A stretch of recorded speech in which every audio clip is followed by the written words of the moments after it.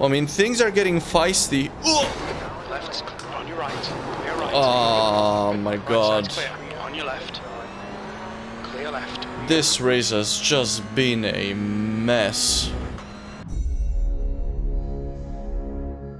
Hello everyone and welcome to week 8 in iRacing. This week we're gonna do something a little bit different. We're in the GR Cup in the Toyota GR86 at Circuito de Jerez.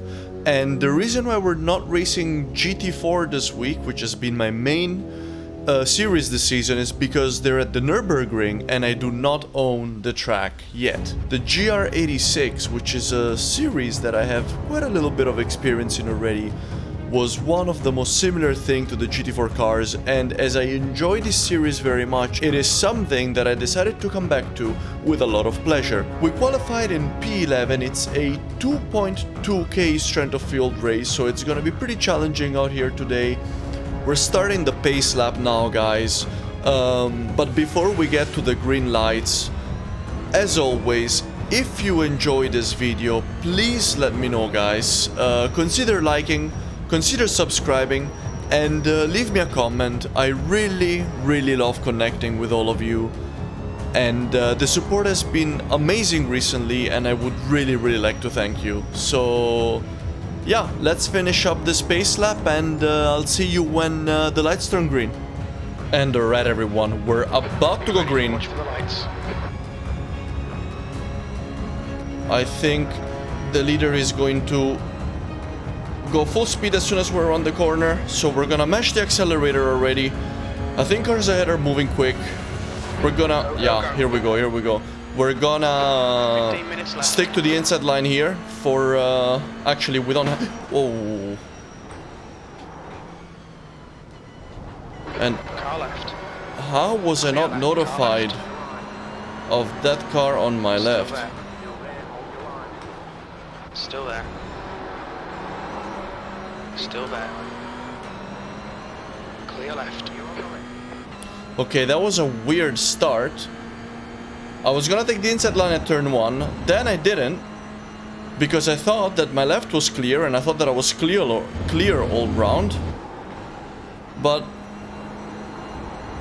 as soon as I moved over to the left, I basically door banged the driver Ossa, who was on my left, but the radar or the spotter did not notify me of his presence, so that was a bit bizarre, guys.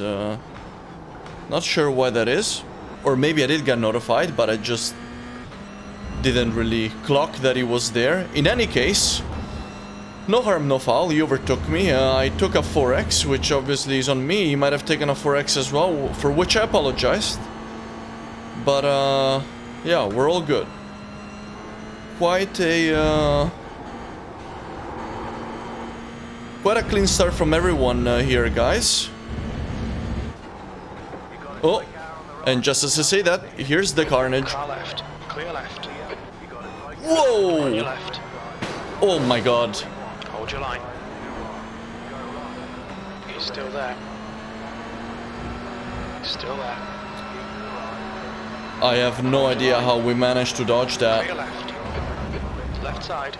but we're still not out of the woods. I have to hold my line here. That heavily compromised my exit out of that corner. Wow. Everything, right as I was saying that the first lap was going clean, everything popped off. And alright everybody, let's check out what happened in that big incident in the first lap. We're following Dan Wood, and at the beginning of the chicane he gets tagged from behind by the Castro liveried car. He flips around and he gets stuck and bottlenecks the chicane. I can get around them just fine, but Simon Dupont in the Falcon liveried car almost takes us out on re-entry. Check out this other view of the chicane, guys, and as you can see, we came so incredibly close to contact. Fortunately, I saw him just in time to slam on the brakes. We also picked up some damage door banging with Eduardo Jimenez as he was trying to avoid Rob Santos in the black GR86 rejoining the track. Alright guys, let's rejoin the live action in lap 2.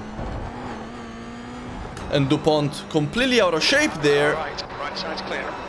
Oh. Clear right. And he completely compromised my line coming out of that corner because he kind of pushed me out as we came out of the chicane. He's still there. Still there. Still there. Ooh. So 2 cars overtook me, guys. Still there. Clear left. Or perhaps only 1 car, but Kirby is showing us the nose here. V14. Push now. Oh no, we lost 2 positions. I do need more speed, but it's been a little bit challenging. I'm just gonna need to... I mean, things are getting feisty. Left. On your right. Clear right. Oh my god. Right side's clear. On your left. Clear left. This race has just been a mess. Now we definitely have damage, which is going to affect our pace. There's no doubt about that. Once again, our race was almost brought to an end, but let's check out what happened and keep an eye on Ruiz in the red and white GRD6. Mid-turn, he makes contact with Simon Dupont in the Falcon liveried GRD6, and as you can see, he loses control of his car and I basically ram right into him. I honestly believe that this was mostly a racing incident and there was not much that we could have done to get out of it. Fortunately, we did not hit the incoming cars that were out on the racing line. Now, back to the live action in lap 3, and stay tuned guys because there's more drama to come. Let's just keep going. We can't give up.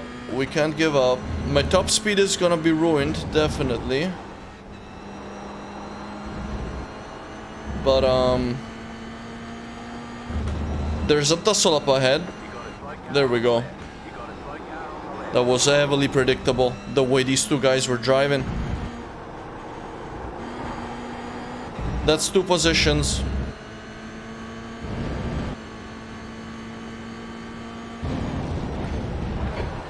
Place.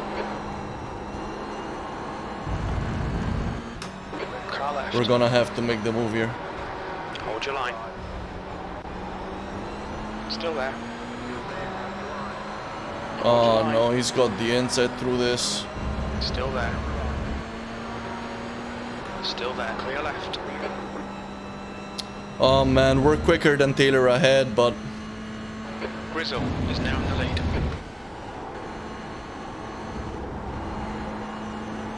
We're definitely quicker than him, but getting around him is not gonna be easy.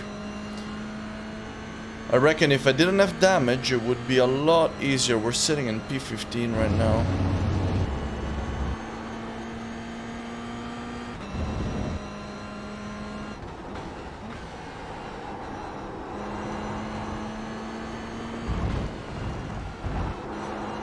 No, and we're just driving so much better. I need to get around this man.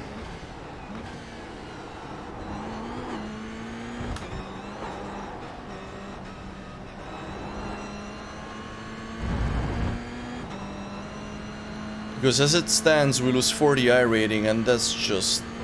You've just done a 204.8. Crab has been disqualified. not what we want here. We're gonna try again, same thing as before. Left side. He's still there. Gave it a bit more punch than before on the Car exit. left. Clear left. Nice move, mate. I tried to force him, I tried to squeeze him a little bit on the exit to try and solidify my position, guys. Otherwise we would have been at it for the whole race. Oh, and I did not have a good exit here.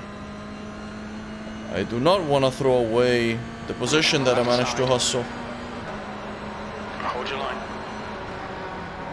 Oh no, oh Clear no. left. We'll be warned about track Oh limits. my god, what was that?